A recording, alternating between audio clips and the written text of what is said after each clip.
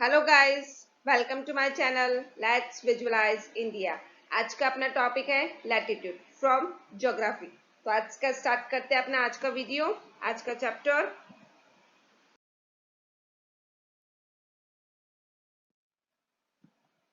तो guys, latitude क्या होता है? हमने एक पिछले वीडियो था, ग्लोब के बारे में पढ़ा था, राइट? तो मैंने उसमें बताया था लैटिट्यूड क्या होता है। जो भी लेटिव स्लीपिंग लाइंस होती है वो सारी क्या होती है? लैटिट्यूड। तो वही चीज होता है, लैटिट्यूड क्या होता है, but that is all the imaginary lines, right? मैंने बताया था ये एक्चुअल में नहीं होती, ये सिर्फ हमारी इमेजिनेशन लाइंस होती है जो हमें लोकेशन को लोकेट करने में, प्लेस को लोकेट करने में हेल्प आउट करती है। ठीक है, तो लैटिट्यूड्स क्या होता है? जो भी हमारे इक्वेटर लाइन से उसके जितने भी पैरेलल्स लाइन है, ठीक है, देखो इस तरह से जितने भी यहाँ पे पैरेलल्स लाइन है ना इसकी, सी, ये हो गया इक्वेटर। ठीक है, ये हो गया इक्वेटर। अब ये इसके जितनी भी पैरेलल्स लाइन है, ये सारी क्या हुई? चाहे वो नॉर्थ की तरफ जाओ या साउथ की तरफ जाओ, ये जितने भी इसकी पैरेलल्स लाइन है ना, ये सारी हो गई इसकी लैटिट्यूड, जिसको हम किस में शो करते हैं? डिग्रीज में। हमें पता है इक्वेटर किस डिग्री में होता है? 0 डिग्री में। फिर इसके बाद में 1 डिग्री, अगेन 2 डिग्री, 3 डिग्री, ऐसे करते करते ऊपर 90 डिग्री तक शो होता है। कितने डिग्री तक शो होता है? 90 डिग्री। वैसे ही साउथ में ये 1 डिग्री, फिर 2 डिग्री, फिर 3 डिग्री हो करते करते नीचे होता है 90 डिग्री तक। ठीक है, तो latitude all the imaginary lines जो हमारे इक्वेटर की पैरेलल्स होती है वो सारी क्या हो गया? Latitude lines. हम लोग जो ऊपर का पार्ट होता है इक्वेटर के नॉर्थ की तरफ का, उसको हम नॉर्थ लैटिट्यूड कहते हैं, और जो साउथ की तरफ का होता है उसको क्या बोलते हैं? South latitude. ठीक है, तो ये था अपना लैटिट्यूड के बारे में, जो हम एज अ डिग्री के अकॉर्डिंग शो करते हैं। इसको हम डिग्रीज को एन और एस में इंडिकेट करते हैं, राइट? तो ये हो गया अपना लैटिट्यूड।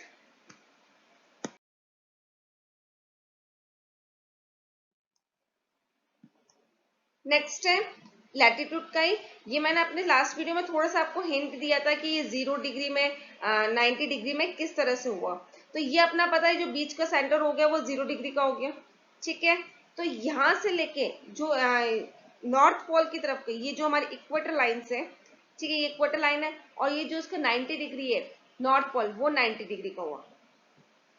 ठीक है, मतलब मैंने उस ग्लोब वाले वीडियो में आपको छोटा सा हिंट दिया था कि जो हमारा पूरा सर्किल है उसका डिग्री, उसका टोटल मेजरमेंट कितना होता है? उसका मेजरमेंट होता है, कितना होता है उसका? एक सर्किल का मेजरमेंट कितना होता है? 360 डिग्री। ठीक है, तो 360 डिग्री का अगर मैं हाफ करती हूँ तो उसका कितना होगा? 180 डिग्री। इसका अगेन हाफ होगा 180 डिग्री। अब उसको मैं वापस से इसको हाफ करती हूँ तो वो कितना होगा? 90 डिग्री। तो 90 डिग्री 360 डिग्री का 1/4 पार्ट हुआ। तो अगेन ये 90 degree, this one is again also 90 degree, this one is again अगर 90 डिग्री, और this one is also 90 degree. ठीक है, तो 90 90 90 सारा मिला के कितना हो गया? 360। तो ये पूरा सर्किल हमारा कितने का हो गया? 360 डिग्री। तो मीन्स इक्वेटर से अगर कोई लाइन नॉर्थ पोल की तरफ या साउथ पोल की तरफ जाती है तो वो 90 डिग्री एंगल पे बनेगी। चाहे वो ईस्ट की तरफ जा रही है, ईस्ट की तरफ जा रही है, this one is the east and this one is the west. ठीक है, तो ये भी 90 डिग्री का, ये तो नॉर्मल एक स्टैंडिंग लाइन हो गई, स्लीपिंग लाइन हो गई, सॉरी। तो कोई भी अगर लाइन जो इक्वेटर से नॉर्थ पोल की तरफ जाती है या साउथ पोल की तरफ जाती है तो वो कौन सा हो गया? 90 डिग्री का एंगल शो करती है। वैसे भी अगर हम इसको लेते हैं तो ये 1 डिग्री, 2 डिग्री, 3 डिग्री, 4 डिग्री करते करते ये आगे 90 डिग्री तक की तरफ पहुंचता है। ठीक है, आया समझ में? कोई भी इक्वेटर की लाइन जो नॉर्थ पोल या साउथ पोल की जाती है वो हो गया 90 डिग्री का एंगल। ठीक है,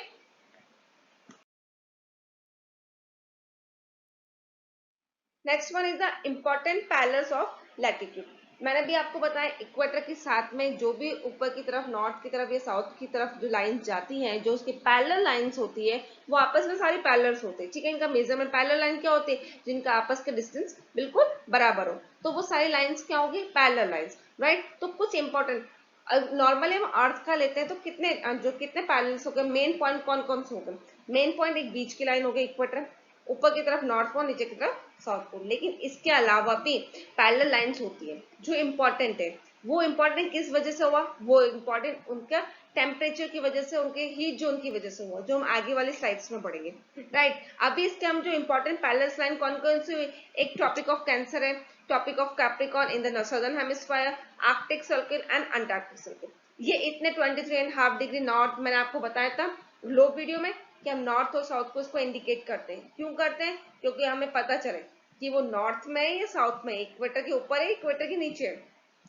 बिना नॉर्थ और बिना साउथ के कैसे पता चलेगा? क्योंकि दोनों के डिग्री तो सेम ही है, 23.5 23.5, राइट। तो नॉर्थ और साउथ को क्यों इंडिकेट करते हैं? बिकॉज कि हमें पता चले कि वो एग्जैक्ट कितनी कौन सी लोकेशन पे लोकेटेड, राइट। तो ये इंपॉर्टेंट इसकी पैरेलल्स हो गया, topic of cancer, topic of Capricorn, Arctic circle and Antarctic circle.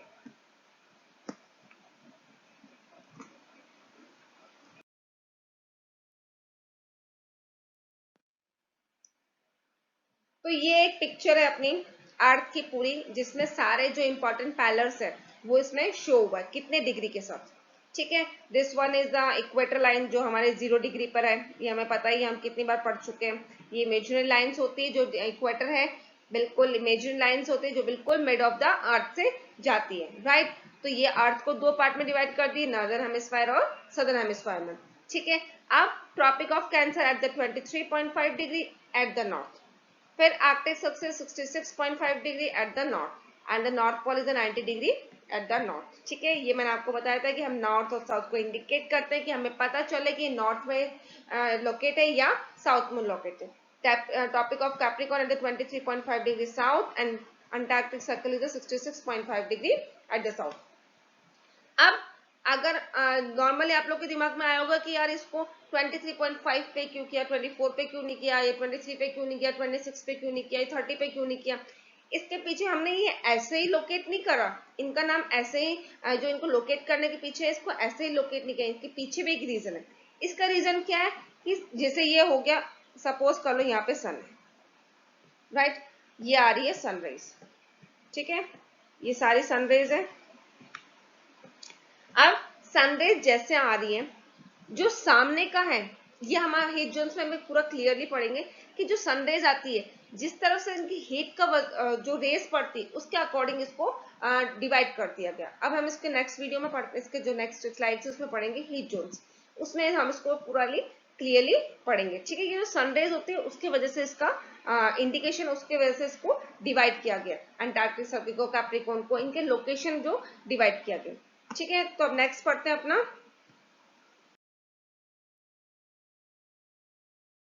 The next one is the heat zone of the earth, जो हमारे अर्थ को हीट जोन में, मैंने अभी लास्ट साइड में ही आपको बताया था कि हम लोग इसके जो जोन वाइज है, जो इसके जो सन की रेज होती है उसकी वजह से इसको डिवाइड कर दिया गया।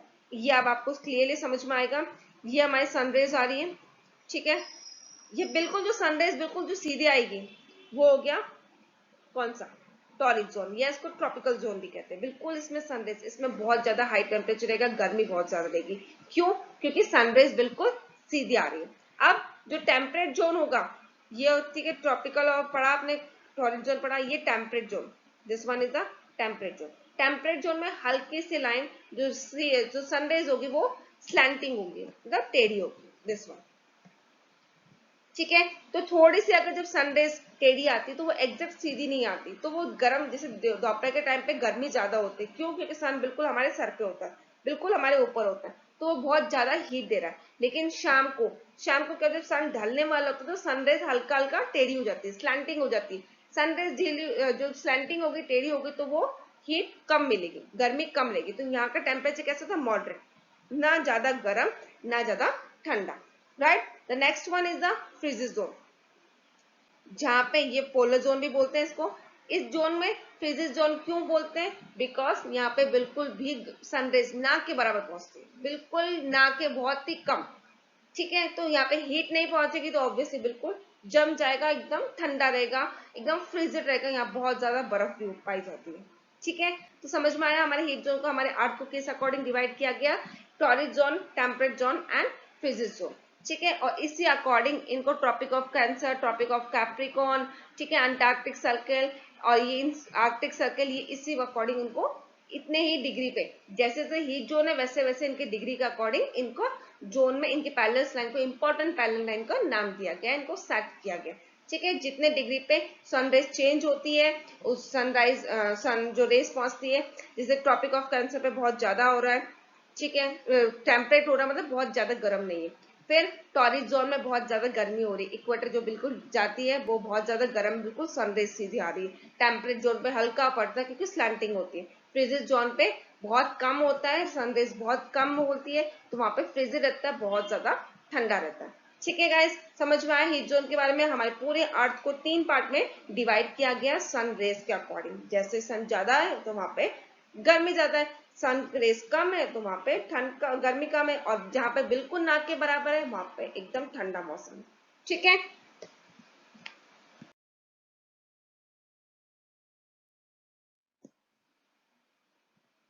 ये this one is the heat zone. जो हमारे जो हीट जोन है उसको वर्ल्ड मैप में कैसे शो किया गया।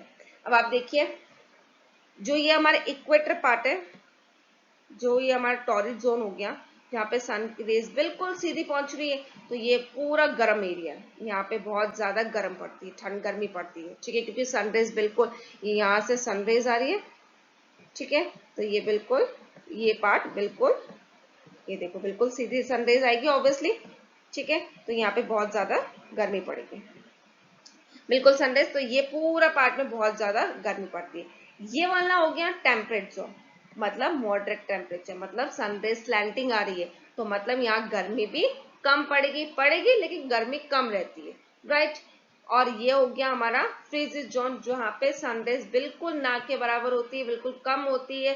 अंटार्कटिका प्लेस हो गया, वहां पे बिल्कुल ठंडा मौसम रहता है, बर्फ जमी रहती है। ठीक है, क्यों, वहां पे सनराइज होती पहुंच ही नहीं पाती, बिल्कुल ना के बराबर पहुंचती है। तो ये पूरे वर्ल्ड मैप के हम अपने इंडिया के अकॉर्डिंग भी देखते हैं, तो आप इंडिया का देखो, ये वाला जो पार्ट हो गया, जो नीचे की तरफ सदर्न की तरफ हो गया हमारा इंडिया का, वहां पे गर्मी हाफ पार्ट हो गया, जो यहाँ पे गर्मी बहुत ज्यादा होती है। ठीक है, अब यहाँ जम्मू कश्मीर, हिमाचल, इन सब प्लेसेस में क्या हो गया, स्लैंटिंग रेज पहुंचती है, तो यहाँ गर्मी कम पड़ती है, यहाँ पे मॉडरेट टेम्परेचर होता है, और यहीं पे हिल स्टेशन से ज्यादा है। क्यों, इसी वजह, क्योंकि यहाँ पे सनराइज कम पहुंचती है, सनराइज स्लैंटिंग वे में पहुंचती है। तो ये पूरा हमारे जो हीट जोन को मैंने आपको वर्ल्ड मैप के अकॉर्डिंग समझाया, आई थिंक आपको पूरा क्लियरली समझ में आया होगा। ठीक है, कि यहाँ पे गर्मी किस एरिया में गर्मी ज्यादा है, वर्ल्ड में किस एरिया में कम पड़ती है, कहीं पे एकदम जमा हुआ रहता है, राइट। तो ये पूरा वर्ल्ड मैप के अकॉर्डिंग, सनराइज के अकॉर्डिंग मैं आपको क्लियरली समझाया। आई थिंक आपको पूरा क्लियरली मेरे हिसाब से एकदम अच्छे से लर्न हो गया होगा, अच्छे से समझ में आ गया होगा, राइट। तो आज का अपना वीडियो मेरा यहीं पे मैं फिनिश करती हूँ। ये आज अपना लैटिट्यूड फिनिश हुआ, अब अपना बचता लॉन्गिट्यूड, जो लॉन्गिट्यूड मैं नेक्स्ट वीडियो में स्टार्ट करूंगी। आपको टॉपिक बिल्कुल क्लियर हुआ होगा। ठीक है, तो आप मेरे वीडियो को शेयर कीजिए, लाइक कीजिए, और subscribe my channel also. Till then, bye bye guys.